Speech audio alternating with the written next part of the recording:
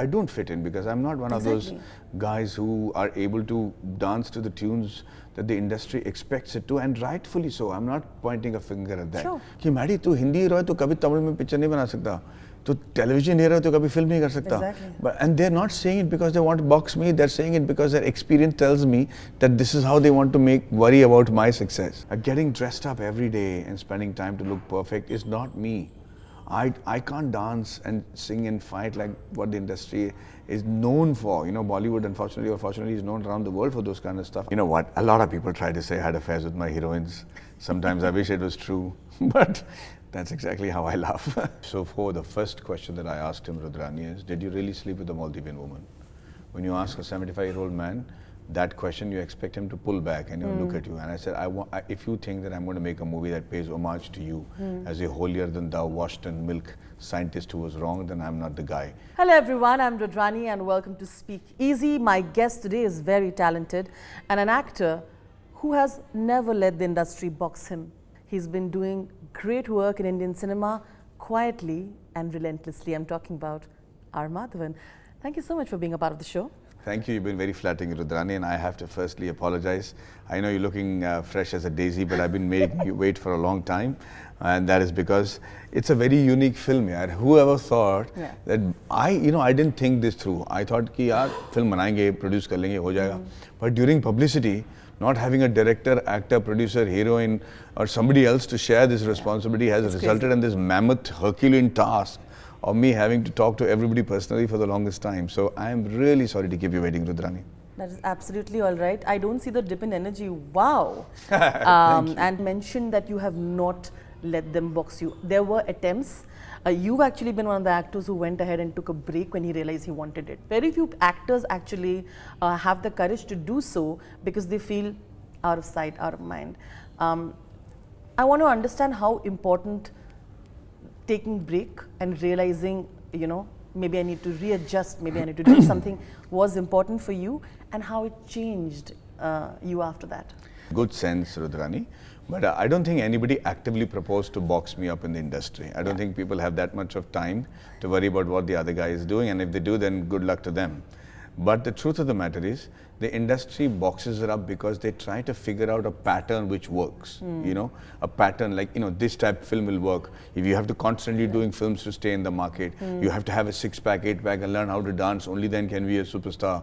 And all those things are molds and walking sticks that the industry uses to try and figure out how this can be called into an industry. But with 8% success, there is no reason why the film industry should be called an industry. It's just like a gamble, right?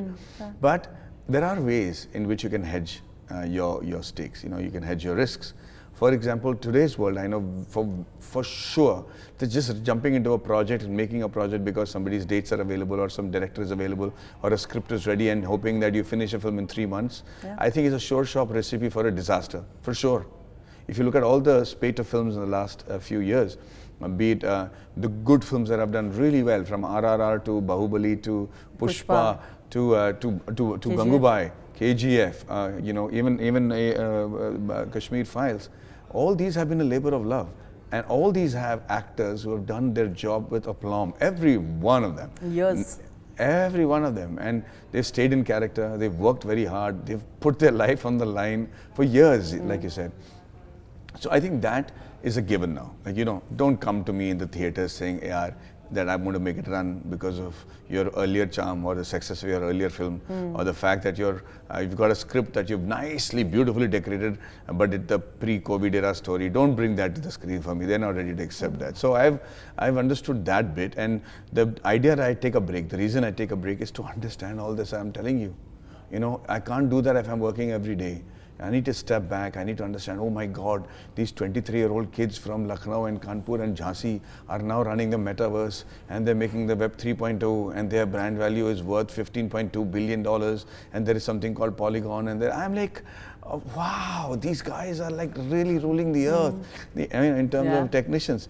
Indians, and are known around the world for their technical finesse and abilities. So why are we not making movies on them? Why are we not getting actors, producers and directors to, like Steven Spielberg came and changed the direction of Hollywood here. They were all making westerns and romances and Broadways, and suddenly Star Wars. Boom. Sci-fi karte. Sci-fi karte, matlab logo, of course he had to fight his own battles. Nobody believed in it.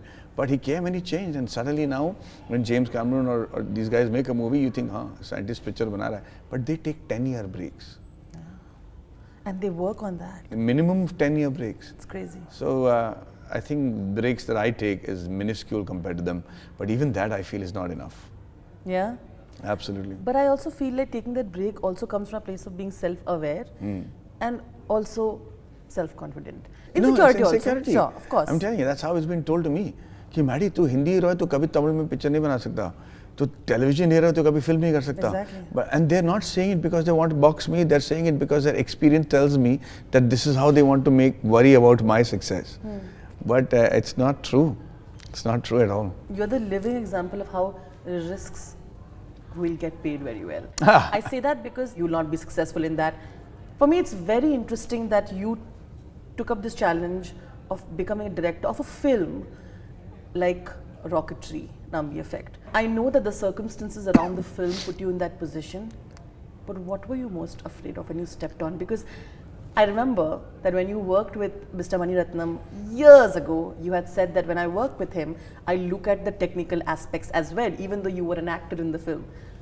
I wondered if you thought of those days and you thought of like, has that come in and has that helped? Because I was blown. I'm like, if someone has to pick like a first director for a film like this, you would not choose this, It's crazy. Forget about that. If I was producing the film, I wouldn't be choosing a risky subject like this. I'd have taken a Vikram Vedha or रहना है तेरे दिल में. Safe, Safe. पता है, पैसे कमाएगी. हाँ, पर मैं कभी direct नहीं करना चाह रहा था. That was not my idea at all. Was scary. Huh? Was scary. No. So here it's a great question you're asking me, and I was thinking in retrospect about what you're asking me.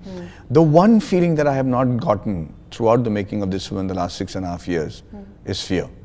There was no panic. There was no panic. Wow. And then I kept thinking, why is there no panic? Why is there no fear? And I figured out there's only one state in your mind when you don't have any fear, and that is insanity. I love that. It is true. When I heard his story, when I saw the look behind his eyes, the angst, the anger, the hurt, and I was telling him, I said, Dr. Nambi Narayanan, what is your problem? Why are you so emotional right now? It's been 18 years. What is it? No, and you've been proved innocent. And people have already said, he said, you know it, I know it, the courts know it, but go to the Google and put my name in and see what comes out. And it spits out ISRO spy case Nambi Narayanan. And he said, people still suspect.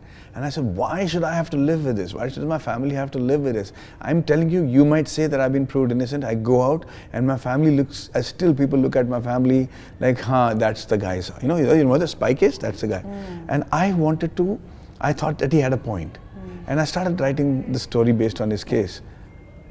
7 months later, when I met him, he said, all this is great, but this part is wrong. And he started talking about his achievements for the very first time, Rudrani. Now, can you imagine? This man has written his books about the case.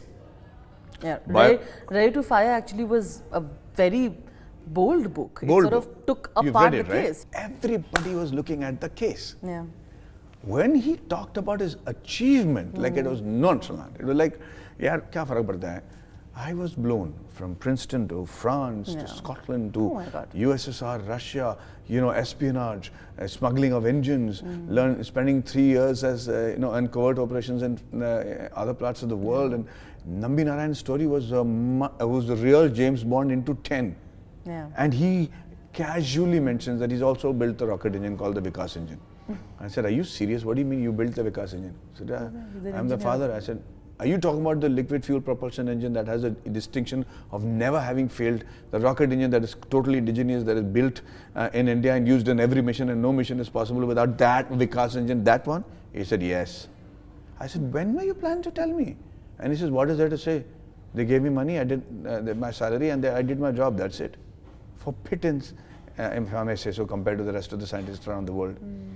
But that's when I realized that poison, I was talking about this insanity, and that's when this insanity crept in, because I thought, this is the intellectual capital that India needs. These are the kind of people we need to show as examples for the people to stay back in India and work, because in the years to come, in 10 years from now, Rudrani, space travel is going to be far more a reality than you and I can ever imagine today. Of course. Let me tell you that India is way ahead in that.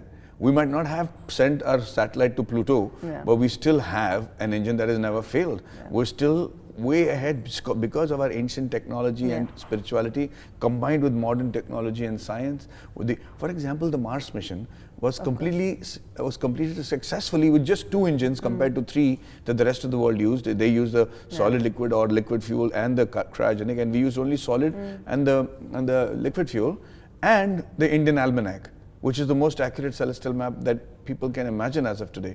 And we made the Mars mission happen in the very first minute. The science here is so spectacular, we can't afford to ignore it. And that's why this story needs to be told, you know. I see the passion and I see that insanity as well. And maybe that is why you're still sitting right in front of me and giving answers with the same kind of energy. Now here's my question. Was your take from a fanboy like a fanboy's letter to him, or could you, as a director, as an actor, detach yourself from the subject and said, you know what, I will be as honest I am to the story as I can? No, I think I was extremely analytical and removed. I wanted to make sure that I was not telling a story that looked like a fanboy story. So for the first question that I asked him, Rudrani, is, did you really sleep with a Maldivian woman? When you ask a 75-year-old man that question, you expect him to pull back and look at you. And I said, if you think that I'm going to make a movie that pays homage to you as a holier-than-thou, washed-in-milk scientist who was wrong, then I'm not the guy. I told him exactly that. I love that. And I wanted to make sure, more than his answer, I wanted to see his reaction. And I told him, give me your most brutal qualities. Like, what is a kink you have? Did you do anything with anybody that you're ashamed of? Or do you have monster-like qualities? Do you have cruelty that I should know about? Do you have? You said that to him? Yes. And you know what he said? You want to know about my bad qualities? I'll tell you. And he sat me down and he told me things that I am telling you that sent shivers down my spine. I could not imagine anybody could be so cruel. I can't imagine somebody being so insensitive. I can't imagine anybody being so arrogant, as a matter of fact. But human, right? Exactly. And that made him human, and those qualities, and despite having those qualities to achieve what he did, makes him a spectacular superhuman that he should be acknowledged for. But I want to know also, you had a meeting with ISRO, of course you met the Prime Minister, you met other people. Was it also to sort of, there has been of course this, this feeling for a lot of filmmakers that, when we do take up subjects that might question, that might be a part of the government or the ruling party, or otherwise, we might not be as honest to the story because we are going to be censored in that way. Did you feel like you wanted to also tell them that, listen, I'm going to tell the story truthfully, but the meeting also a little bit like that? No. No? No. I don't think anybody in any position of power should be afraid of what a story can do. Love that. Yeah, and I don't think they are. And if there's anything else, our Prime Minister is a big fan of Dr. Nambi Narayanan. He met him much earlier than I met Dr. Nambi Narayanan. Of course. So, and he's always been a fan, and he's been always concerned about Dr. Narayanan's health and position. So I think that's phenomenal. That's extraordinary for a leader. Having said that, I am not here to pander to anybody. I'm here to tell a story. And I've told it in as honest a manner as I can. And if you ask me why I've kept the case only for 6 minutes, let me tell you something. I didn't want to put the people responsible for the case, which is actually the shameful fact right now, into the aisles of history with my movie. I didn't want to give them the credit. highlight that. Yeah, and I didn't want to give them credit, and I don't want to do investigative journalism. That's not my job. My job was to tell the story of Dr. Nambi Narayan's achievements, so that India can understand why another Nambi Narayan should never be born here and be treated the way we have treated him. That is all there is to it. Have you ever felt that when you were in the industry, was there a phase where you felt like, I don't think I'll ever fit in? And how did you sort of get over that phase? Is what it's okay I understood one more thing. Yeah, I don't fit in because I'm not one of those guys who are able to dance to the tunes that the industry expects it to, and rightfully so. I'm not pointing a finger at that. Sure. But I'm uncomfortable wearing designer clothes. I like to wear tracks and t-shirts. You look very good. Thank you. You're being very kind. But honestly, getting dressed up every day and spending time to look perfect is not me. I can't dance and sing and fight like what the industry is known for. You know, Bollywood, unfortunately or fortunately, is known around the world for those kind of stuff. I'm not that. I can't never play an actor that is looking hungry and uneducated, because it's thopada mein you can never, you know, accept that is uneducated or ever starving for food. It's very clear, and I can't tickle my acting instincts only because I want to prove a point. But having said that, I think that a lot of people are feeling like they're out of the industry, and it's okay to do that. Sure. Despite which you're here. Sure. And I think it's only that instinct inside you which tells you, maybe they're right, but my experience and my ability tells me otherwise. So I don't think you'll blame other people for thinking like that about you or for you. I don't either. But hey, I can't live I can't dance to somebody else's tunes. And so far, it's worked for me. And that's the best way to live, right? Without a doubt. You're only answerable to what you want to do. Actually, Rudrani, there are not many people who share that feeling. I know my father is one of those guys who likes to follow the rules. He says, I'm not very creative. I'm happy. My contribution is to make sure that I'm the working ant, you know, the army ant. I need to do my job. And there are many people like that. They don't need to feel inadequate because we are different. And we don't need to feel inadequate because we don't toe their lines. But I also feel like this honesty of yours is also appreciated a lot by people who are that way. You got in help from people who heard the story, and I think that honesty is probably why they connect to you, from Shah Rukh to Suriya. You know, I want to talk about it after the film's release because it's phenomenal what you've asked me. And why I remember how Shah Rukh sir came onto the set, and he had known about Nambi sir, and I told him things that he thought he had known, and it was all way above that. And I remember dressed up, I was that white beard and hair, and I was saying that first of all he couldn't concentrate because like, I can't imagine it's you, what have you done? In fact, also without prosthetics, because you mentioned. Prosthetics. I want to mention that, people might assume that, right? Yeah, so I will tell you a secret that I haven't told any other interview. So while he was there on the set with me on the stage, he said, you know, I can't get over this, you know, I can't get what are you doing, what are you doing? And you know, when he thought he knew the story of Nambi Narayan sir. But when I started telling him the true contribution of Nambi Narayan and what we actually did to the family, he was so moved that he called some of the stalwarts from the industry. You know, he actually called, I don't want to give the names out because the pictures will come out very soon. All of them, and they were shooting in other studios around. He said, no, you come here. They all came. They came onto the stage. They didn't recognize me. They walked past me. They met Shah Rukh and they said, guys, I'd like you to meet Maddie. And they looked at me and they're like, ha! And I can't tell you the kind of words they used. But then, next thing you know, they met Dr. Nambi Narayanan. And in every line of theirs in their eyes, you could see the awe and respect for him. And not knowing who he was, not knowing anything. I have that picture, which is so beautiful.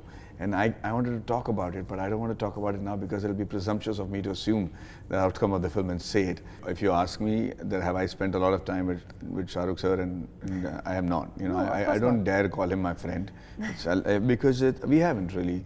I mean, he's a superstar.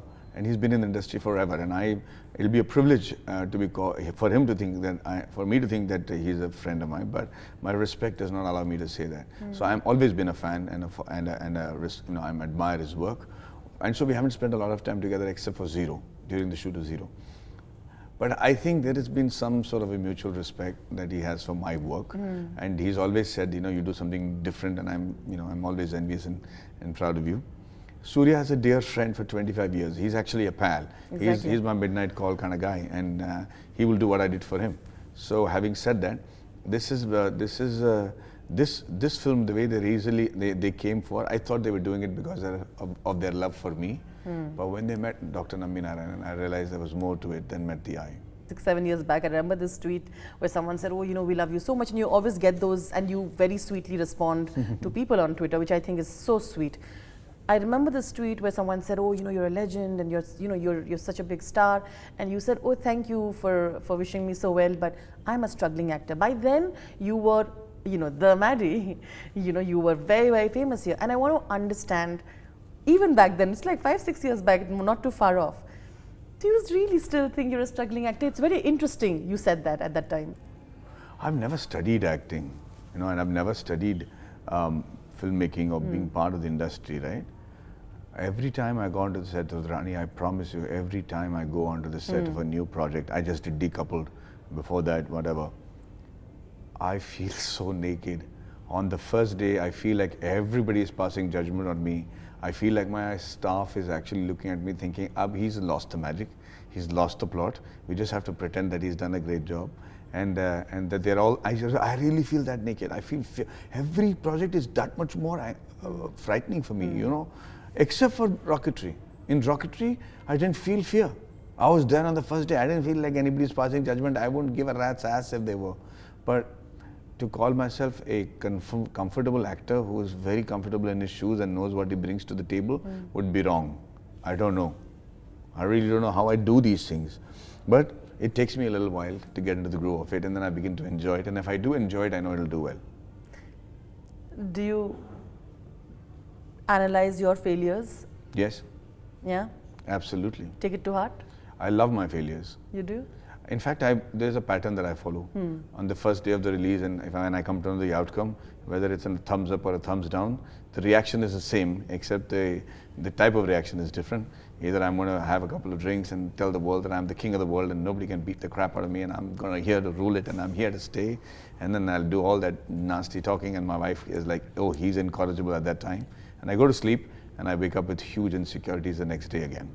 Or if it's a flop, I'll brood and prod and eat more and have my ice creams and blame the world for discriminating against me and like treating me like an outsider, and they plotted to bloody flop this film and everything for one night and sleep, and I get up with the same insecurity of what is next. So I've mastered that art of treating those two imposters just the same. So let's see whether it'll be the drink or the ice cream. I'm hoping it's the drink. I'm hoping it's the drink too. Drink probably after the Vikram Vedha as well, no? That was the drink. Oh yes. Hai na? Oh yes. I think off late I've had more drinks than I should have. I was going to say that. Yeah. The risks are paying way more. It's more towards the drink side. Yeah, it's like, decoupled was not expected. I expected to have a lot of cake, but it was a lot of drinks. Decoupled, Vikram Vedha, Mara, and Hrithik, all of them. You must be very proud of Vikram also, because it continues, right? Now Hrithik and everybody's joined in the Hindi version of it.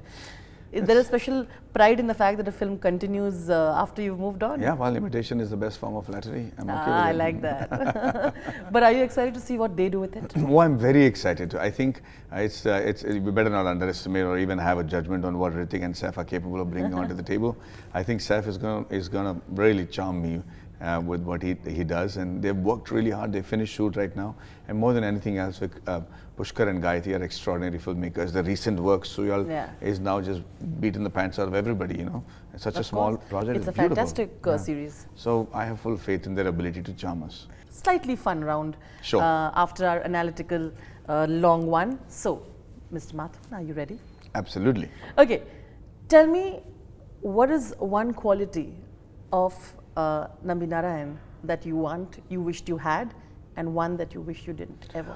Oh, there are many qualities of Dr. Nambi Narayan that I wish I had. One. Yeah, but one that I think I've imbibed is not to be a pushover, irrespective of which aspect of your life you're dealing with. I'm one of those guys, if I banged into somebody, I would say, I'm sorry, even if I was not wrong. And the other guy would say, watch it. But today I've learned how to say, watch it, and mean it. So thanks to Dr. Nambi Narayan, I've understood that that's also essential in life. Okay, One the one quality, that you don't want. I think I cannot imagine the amount of cruelty he was capable of. I cannot imagine it. Yeah. I cannot be there. But you know, sometimes qualities like cruel or impatient or arrogant, all these things all mixed together into a concoction becomes good qualities when you're working for your country or when you're talking about it. When a patriot says it, you know. And I don't think I'll be capable of that sort of cruelty, but he had it in him. Okay, a rumor about yourself that makes you laugh. You know what? A lot of people try to say I had affairs with my heroines. Sometimes I wish it was true, but that's exactly how I laugh. It's true, right? It's a true partnership, I feel. Through and through, there's an equal relationship, as I call it. Oh yeah, I know. I think it's lopsided. I think she's far more into it, and I deserve less credit for this, because Sarita has an amazing ability to be a wonderful daughter-in-law, and that aspect of it was very important for me. But tell me one audition of yours that you remember that you bombed, and something that you've learned from the ones that you've not managed to get.